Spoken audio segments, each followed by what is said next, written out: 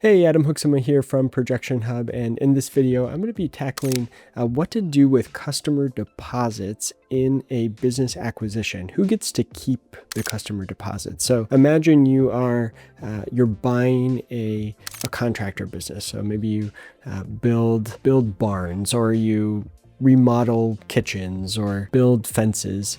And the seller has collected deposits for projects that they've got on the schedule for maybe months in advance, right? And maybe some of those projects are kind of somewhere in the middle, right? So maybe they've collected a deposit, they've bought some of the materials, maybe they've even completed some of the work, but they're not finished with the job. It gets really messy and complicated to decide who gets to keep that cash, who gets to keep the customer deposits, how much of it do they get to keep? Does the seller get to keep all of that cash that's in the bank? Does the buyer get to keep it? As a buyer, you really need to understand this and protect yourself, because you could end up in a situation where you buy the business, you let the seller walk away with all the cash deposits, and then you don't have enough money to complete the jobs that you've already agreed to and contracted with customers. And so you really need to put together some sort of simple spreadsheet like this that I'm showing you in an example. I had Claude put this together for me just as an example, but I've helped clients put together similar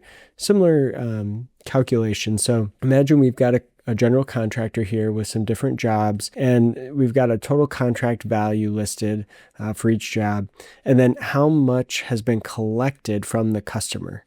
And then we really need to understand what percentage of the work has been completed. Okay, so what percentage of work's been completed, how much of the materials have already been purchased, how much labor has already been completed. So, and then we also want to understand the seller profit margin. So if typically the way I would kind of calculate this is I'd look at the historical profit margins of the jobs that the sellers completed. And if typically, maybe they've run an 18% profit margin on jobs, or maybe they run a, 30% profit margin, but they're not complete yet, you might come to some reasonable profit margin that you think the seller ought to be able to get, because look, they did the work to find the customer, they did the marketing, the advertising, they did the sales efforts, they closed the customer, they, completed the deposit, they collected deposit, they, ended up doing some of the work, right? So they probably should earn some profit margin on the jobs that they've already completed, but they need to leave you some cash because now you're going to take over and complete those jobs. Hey, real quick interruption, just to remind you that I offer a free SBA review. As a longtime SBA lender and financial projection expert, I've seen thousands and thousands of loan applications. So I'll give you honest feedback and advice on your odds of getting approved for an SBA loan before you even apply, and try to point you in the right direction based on your specific deal. We'll put a link in the description of the video below to that free SBA review form, so you can fill that out. All right, back to the video. So what this does is then it calculates, okay, the total contract value is 64,000. They've completed 20% of it. They should get to keep 18% of the 20% that they completed. That makes sense.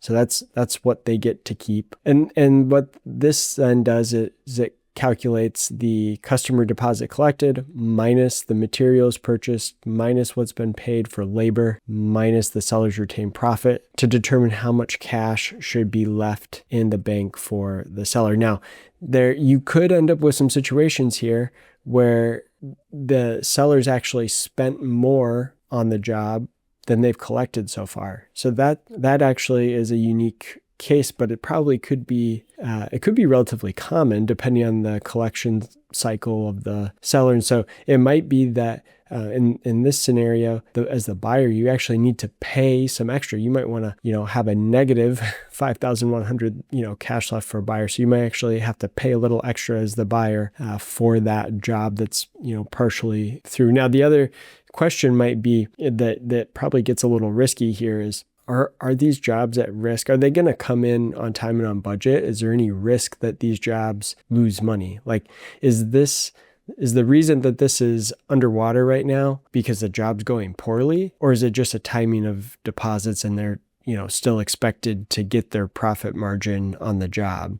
So that's another thing you really kind of need to understand on a job by job basis to protect yourself as the seller and the buyer. So all this can get relatively complicated. I guess my recommendation to you as the buyer would be to really narrow in on any large jobs, right? So like this one example is a $420,000 job. You really want to make sure you understand this, where this job is at, and are comfortable with it. Maybe some of the smaller jobs are less material and you're just not going to be able to get the level of detail that there's some risk associated as the buyer. There's some risk associated with jobs that are in progress. And so, hopefully coming up with something like this will help you have a conversation with the seller and kind of help the seller understand why they can't just take all the cash that's in the bank account, because then you're not going to have what you need to be able to complete your jobs. At the same time, a lot of times what I see is situations where I say this, we need to ask the seller for this information, how much materials have already been purchased, how much labor has already been completed on the job. They don't know. The sellers aren't keeping they don't have a good enough accounting or bookkeeping system to be able to track that on a job by job basis sometimes, especially on these smaller acquisition deals. And so they can't even provide this. So in those scenarios, you got to come up with some sort of reasonable plan, some sort of reasonable calculation for how much cash to leave in the bank for the buyer. So if you have questions about your particular deal that you're looking at and just want to talk it through, feel free to reach out to me directly. You can email me at adam@projectionhub.com. This is the kind of work that we help folks with. We help folks secure SBA financing to acquire businesses.